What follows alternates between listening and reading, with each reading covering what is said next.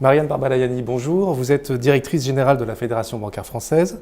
Pour quelles raisons la FBF développe-t-elle l'éducation financière auprès du public et notamment auprès des jeunes? Bonjour. La Fédération bancaire française considère qu'il fait partie de ses missions de développer l'éducation financière et budgétaire pour avoir des citoyens qui seront formés à utiliser au mieux le système économique et financier et à s'insérer dans la société. Ça en fait partie. Et pourquoi proposer des ateliers budget aux écoles de la deuxième chance?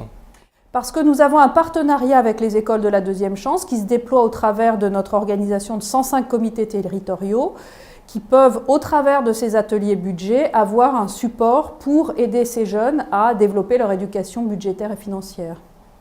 Monsieur Chaillère, vous êtes président du réseau E2C France.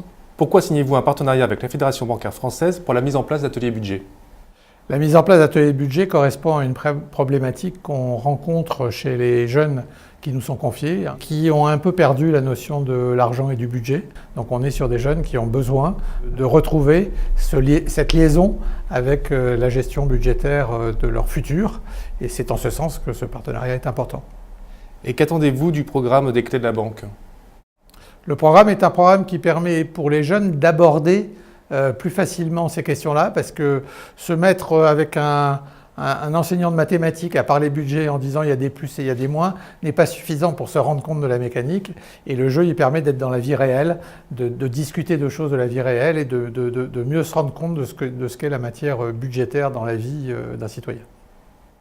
Et la présence d'un banquier volontaire est-elle un plus? Ah oui, c'est un plus parce qu'il est nécessaire de les accompagner dans cette découverte. On tombe parfois sur des mots qui nous paraissent simples à nous, mais qui sont très techniques pour eux. Et donc, il est important qu'il y ait des professionnels capables de véhiculer les bons mots, les bonnes images et de comprendre leur langage. Donc, c'est important. Puis, je dirais que c'est important pour les professionnels aussi, parce qu'il faut qu'ils sachent que ces jeunes-là existent et qu'on peut les prendre en considération.